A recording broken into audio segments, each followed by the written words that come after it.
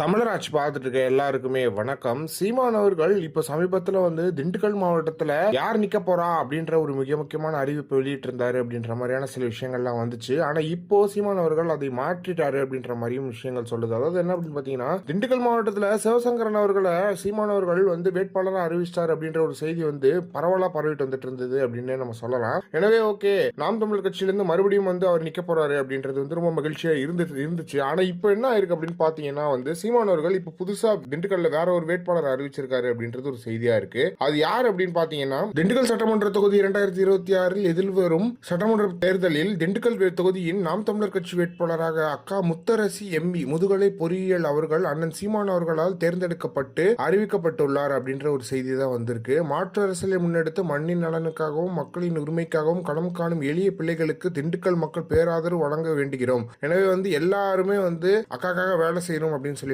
சீமான் அவர்கள் கேட்டுட்டு இருக்காரு அப்படின்றது ஒன்று இருக்கு. எனவே இந்த வாட்டி அப்போ திண்டுக்கல் சட்டமன்ற தொகுதியில இந்த வாட்டி சிவசங்கரன் அவர்கள் நிற்கல அப்படின்றது ஒரு பேரதிர்ச்சியான செய்தியா இருக்கு அப்படின்னு நம்ம சொல்லலாம். தமிழ் தேசியத்தை விரும்பி நாம் தமிழர் கட்சியில பயணிக்கணும்னு ஆசைப்பட்ட சிவசங்கரன் அவர்கள் இப்ப நிக்கல அப்படின்றது ஒன்று இருக்கு. எனவே சீமான் அவர்களுக்கும் சிவசங்கரனுக்கு அவர்களுக்கும் இருக்கிற அந்த ஒரு சண்டையானது சரியாச்சா அப்படின்றது நமக்கு தெரியல. எனவே இது மிகப்பெரிய குழப்பமாயிட்டு இருக்கு. ஆனா இப்போ சீமான் அவர்கள் அறிவிச்சது எப்படின்னு பாத்தீங்கன்னா திண்டுக்கல்ல வேற ஒரு வேட்பாளர் அறிவிச்சிட்டாரு அப்படின்றதுதான் செய்தி. எனவே இந்த வாட்டி திண்டுக்கல்ல அக்கா நிக்க போறாங்க. எனவே அக்கா வெற்றி பெற வாழ்த்துக்கள் அப்படின்றது ஒண்ணு இருக்கு. ஏன்னா சீமான் அவர்கள் பெண்களை நிக்க வைக்கிறாரு, அதுவும் படித்த பெண்களை நிக்க வைக்கிறாருனாலே ஒரு பயம், ஒரு எதிர்கட்சிக்கு என்னடா படித்த பெண் நிக்க வைக்கிறாங்க, அவங்க நம்மளை எதிர்த்து கேள்வி கேட்பாங்களேன்ற பயம் வருது. எனவே இதை பத்தி நீங்க என்ன நினைக்கிறீங்க, இந்த விஷயத்தை பத்தி என்ன நினைக்கிறீங்க அப்படின்றத மறக்காம கமெண்ட் பாக்ஸ்ல சொல்லுங்க.